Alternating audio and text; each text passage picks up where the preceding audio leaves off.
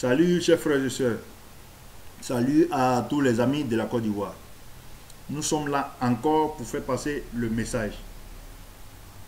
Nous sommes là pour faire arriver le message là où forcément ça n'arrive pas. Aujourd'hui, l'actualité en Côte d'Ivoire, c'est la décision du président de la République, M. Alassane Ouattara, de ne pas se présenter aux élections de 2020. Une décision mûrie, une décision sage, une décision intelligente, surtout un challenge. Il dit qu'il faut laisser la place à une nouvelle génération. Un challenge pour cette nouvelle génération surtout. Des filles et des fils de ce pays-là sont formés, sont assez intelligents, ont cette connaissance, ont voyagé beaucoup, ont appris. Mais gérer la Côte d'Ivoire n'est pas chose facile. D'ailleurs, gérer d'abord un pays n'est pas chose du tout facile. Je parle de la Côte d'Ivoire parce que je sais la mentalité des Ivoiriens. La Côte d'Ivoire est à un niveau un peu plus élevé que certains de nos pays africains. La mentalité est beaucoup plus ouverte que celle de certains de nos voisins. C'est pourquoi je dis que gérer la Côte d'Ivoire n'est pas chose facile. Certains se sont tapés la poitrine et quand ils sont arrivés au pouvoir, nous avons vu où on a fini, où nous sommes arrivés. M. Ouattara, sa décision est salutaire. Il faut laisser la place à cette génération, il faut lui apprendre à gérer le pays. Et comme il le dit, il sera là, il pourra apporter ses conseils et user de ses relations pour aider la Côte d'Ivoire. M. Ouattara nous a démontré son amour sincère pour cette Côte d'Ivoire, son amour sans fin pour cette Côte d'Ivoire. Aujourd'hui, Ouattara se serait présenté aux élections, j'ai dit, il aurait gagné, rien ne se passerait. Tout le monde serait d'accord avec cela. Mais aujourd'hui, avec un bilan aussi positif qu'il a présenté, avec tous les chemins ouverts qu'il menait encore à faire autre mandat, il renonce à ce pouvoir. Je crois qu'il a montré son amour sincère pour cette Côte d'Ivoire-là. Au moment où des gens qui sont en train de se battre, des gens de sa génération qui sont encore en train de se battre pour se faire une place encore, et M. Ouattara décide de se retirer. C'est salutaire. J'espère que tous ceux de sa génération suivront le pas. Parce que j'entends tellement de choses, on voit tellement de choses. Je veux surtout pointer du doigt M. Henri Konan Bédié. M. Henri Konan Bédié, déjà qui s'est fait honnir. M. Henri Konan Bédié aujourd'hui en train de se faire chercher à se faire une place pour être président de la République. Les dessous ou l'intention, en tout cas je ne sais pas, mais je dis d'autres et déjà les gens de cette génération là, nos aînés qui laissent la place parce qu'il y a déjà des jeunes gens qui pointent le nez, des jeunes gens valables et bien formés qui ont appris à leur côté, et quand on apprend un jour on doit nous laisser pouvoir gérer la chose publique. Saluons cette décision et incitons et aidons nos aînés à suivre cette décision-là. Laisser la place surtout aux jeunes. Et je reviens sur les dames. J'ai fait exactement cette vidéo le 8 mars 2020, la journée internationale de la femme. Ici, je rends hommage aux femmes. Je rends hommage encore aux femmes de Côte d'Ivoire et du monde entier. Je ne veux pas finir sans rendre particulièrement hommage à une dame, Madame Dominique Ouattara, la première dame de Côte d'Ivoire. Je crois que des gens l'ont chanté, des artistes l'ont chanté, des poètes l'ont fait en poésie. Toujours derrière un grand homme, il y a une grande femme. Madame Dominique Ouattara est une grande femme. J'ai suivi la vidéo de la célébration de la Journée internationale de la femme en Côte d'Ivoire à Niamey. J'étais vraiment heureux de voir Madame Arikona Bédié aux côtés de Madame Dominique Ouattara. J'ai suivi aussi une émission sur, je ne me rappelle pas trop du thème, mais j'ai vu les 3 premières dames ensemble. Madame Simone Évêque Gbagbo, Madame Arikona Bédié et la première dame, Madame Dominique Ouattara, ensemble. J'ai eu vraiment chaud au cœur. J'ai eu chaud au cœur parce que, vous voyez bien, Madame Dominique Ouattara, qui est d'abord aimée et qui est au pouvoir, mais qui fait appel à ses sœurs, ex-première dame. C'est vrai, on a des contentieux, on a des litiges, on a des palabres, mais qui fait appel à ses sœurs pour célébrer des événements. Vraiment, il faut lui tirer le chapeau. Je dis cela parce que M. Ouattara, qui prend cette décision de ne plus se présenter aux élections, je crois que cette femme-là l'a aidé à prendre cette décision. Cette femme lui a donné de bons conseils. Pendant que nous savons très bien, je ne vais pas revenir ici des faits tristes, mais nous savons très bien ces femmes-là qui ont mené leurs époux au désastre, leurs époux à la catastrophe. J'aimerais que Dieu touche la femme, Dieu touche le cœur de toutes nos femmes pour qu'elles puissent, un tant soit peu, donner de bons conseils à leur mari. Nous donner de bons conseils parce que c'est très important d'être bien conseillé. On ne va pas se suivre comme cela et puis voilà, tout ce que tu dis est bon et puis souvent même on te donne des mauvais conseils.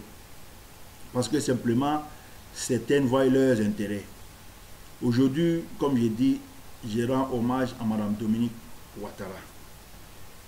Et maintenant, je vais revenir sur un monsieur qui est vraiment, pour moi, est cynique. Je parle de Mamadou Coulibaly. Mamadou Coulibaly, ex-président de l'Assemblée nationale sous le régime de Laurent Gbagbo. Ce monsieur est cynique tout simplement parce que je vois tout récemment cette vidéo qu'il fait en disant que M. Ouattara est un dictateur, M. Ouattara est en train de tripatouiller la Constitution. Soyons sérieux les frères, soyons sérieux. M. Mamadou Coulibaly sait très bien que M. Ouattara ne fait rien qui va en contre de la Constitution. La Constitution lui donne le droit de convoquer une session à l'Assemblée nationale. La Constitution donne le droit au président de la République de convoquer l'Assemblée nationale. La Constitution donne le droit au président de la République de convoquer le Sénat. La Constitution donne le droit à M. Ouattara de présenter un projet de loi à l'Assemblée nationale. La Constitution donne le droit à monsieur le président de la République de présenter ses projets de loi devant l'Assemblée nationale. Aujourd'hui, Mamadou Coulibaly, je crois que joue un peu avec la conscience des ignorants. Et nous savons très bien qu'en Côte d'Ivoire, il y en a beaucoup. Tapons sur la table, dit à M. Mamadou Coulibaly que ce n'est pas vrai ce qu'il dit. par rapport à ses suiveurs. J'ai vu des commentaires où certains se font beurrer. Ce n'est pas vrai. La Constitution n'a pas été tripatouillée. La Constitution donne le droit à M. Ouattara. Il dit que M. Ouattara a convoqué l'Assemblée nationale, lui a donné un programme. La Constitution lui en donne le droit. Aucune Constitution n'a été tripatouillée. La Constitution a été respectée. Cette même Constitution, votée à 83%, donne le droit à M. Ouattara de donner un programme à l'Assemblée nationale, de donner un programme au Sénat. Tout simplement ce qu'il fait. Arrêtons de jouer avec la conscience des Ivoiriens. Comme j'ai dit, cherchons à apprendre. Un groupe de personnes, un groupe d'Ivoiriens est en train d'apprendre. C'est pourquoi aujourd'hui, nous nous levons pour interpeller Mamadou Coulibaly d'arrêter de créer des fausses polémiques, d'arrêter de créer des fausses excitations, parce qu'il n'en est de rien. M. Ouattara simplement veut présenter un projet de loi qui est d'abord passé au Conseil des ministres. Le Conseil des ministres, le projet de loi passe devant l'Assemblée nationale et le président de la République a le droit. La Constitution lui en donne de convoquer une session extraordinaire de l'Assemblée nationale, de convoquer une session extraordinaire du Sénat. C'est triste qu'un responsable, quelqu'un qui veut gérer le pays, ou bien par méchanceté, ou bien par ignorance, il ne sait pas que la Constitution lui en donne le droit, et il sait, parce que lui-même le dit, il dit que c'est vrai, je ne sais pas, que, voilà, Mamadou Coulibaly dit que il ne viole pas les lois, mais ça ne se fait pas comme ça. Quand quelqu'un dit ne viole pas les lois, que ça ne se fait pas comme ça, à partir du moment où on ne viole pas les lois, tout est permis. Les lois sont là pour dire que, voilà, c'est pour mettre des barrières. Mais quand nous sommes dans cette barrière-là, tout est possible. Tout peut se faire. Aujourd'hui, comme on le dit, Mamadou Coulibaly, il faut qu'il arrête de jouer avec la conscience des Ivoiriens. Surtout, il faut que les Ivoiriens soient intelligents. Il faut que nous soyons intelligents et lucides.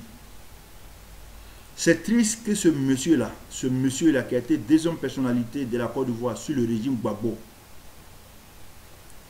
toutes les dérives passées au temps de Gbagbo, Mamadou Coulibaly n'a jamais levé le petit doigt.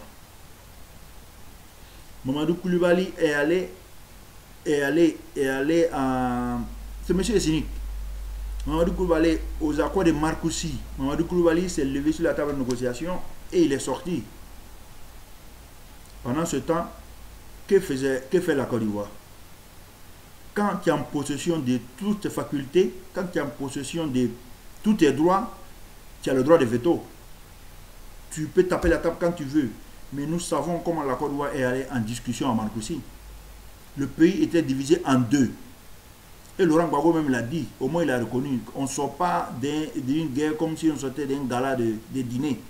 Mais Mamadou Coulibaly, pour le type cynique qu'il est, il n'a pas reconnu cela. Il s'est levé sur la table de négociation.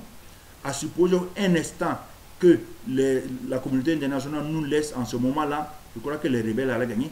Et nous savons la force avec laquelle venaient les rebelles, avec l'appui de je ne sais pas qui. Je ne suis pas rentré dans ces détails-là parce que je ne sais pas, mais nous savons comment les rebelles ont conquis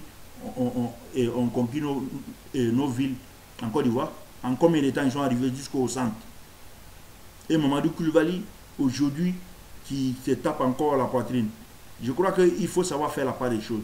Il faut être responsable. Il ne faut pas seulement penser qu'à toi. Mamadou Coulibaly est un type égoïste. Je le dis vraiment avec un pincement au cœur parce que c'est ceux-là qui veulent nous gouverner. Aujourd'hui, nous avons un esprit assez ouvert pour comprendre certaines choses. Aujourd'hui, nous ne sommes plus au temps de Gbagbo où quand tu ne penses pas comme eux là, on te presse et on te tue. Certains sont morts. Je ne vais pas revenir ici des faits. Nous interpellons M. Mamadou Coulibaly qu'il arrête d'empoisonner la vie politique. Qu'il arrête. M. Alassane Ouattara n'a tripatouillé aucun test. Il n'a il n'est allé en compte comment je dis ça là. Il n'est allé en compte de aucun texte, aucune loi. Il a respecté la Constitution, qu'il en donne le droit, mais c'est tout. Donc, M. Mamadou Coulibaly, aujourd'hui, je vous dis, soyons intelligents, sachons faire la part des choses. Les élections, c'est pour bientôt.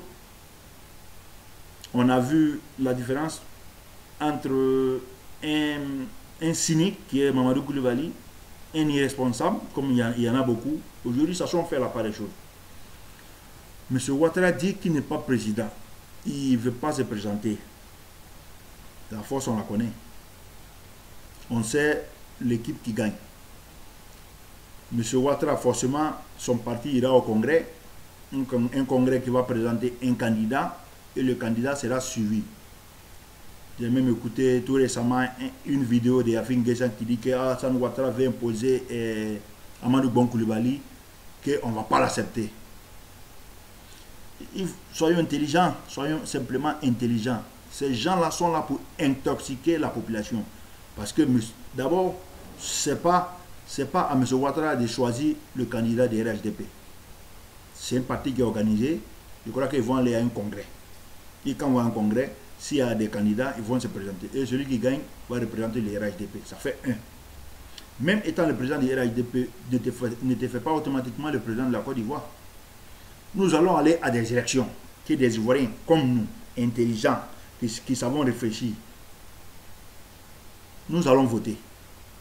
Donc, quand un monsieur comme M. Yafin Guessan, qui est président d'un parti politique, qui dit que M. Ouattara veut imposer Amadou Bon à la tête de la Côte d'Ivoire, je dis, mais ou bien ils sont méchants, ou bien ils sont ignorants, ou tout simplement ils jouent avec la conscience des gens.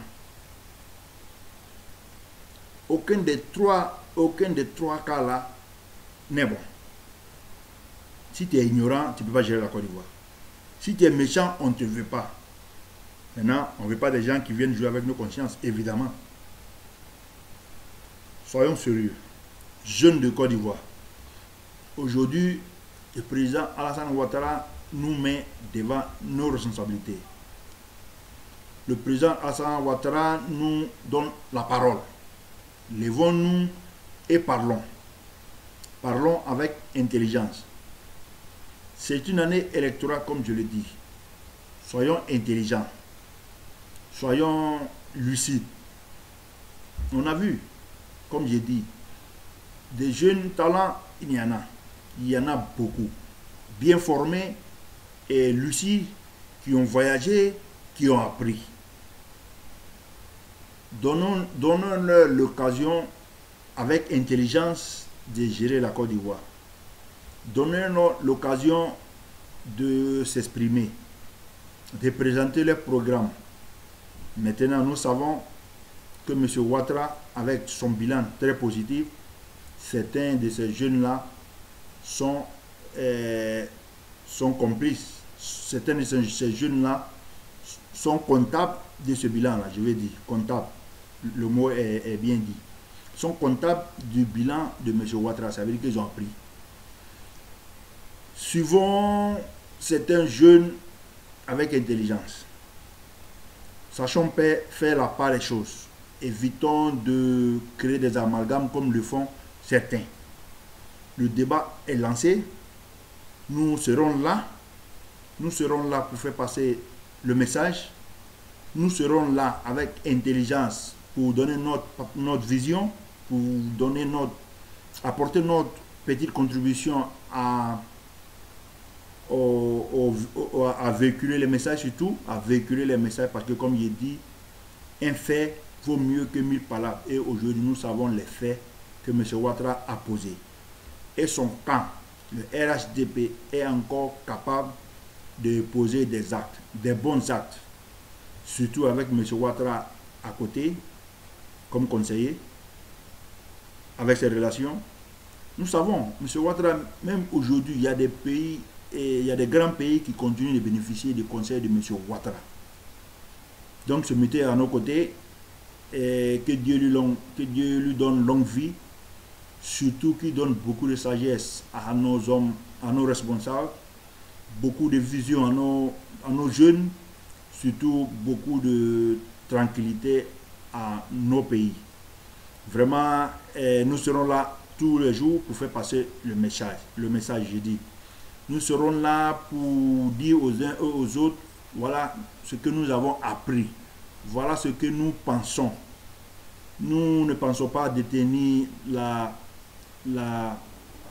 vérité. La vérité est universelle, nous ne pensons pas la détenir. Comme je dis, nous serons là pour faire passer les messages, nous serons là pour interpeller nos jeunes, nos frères, nos responsables pour le bien de notre pays. Dieu bénisse la Côte d'Ivoire.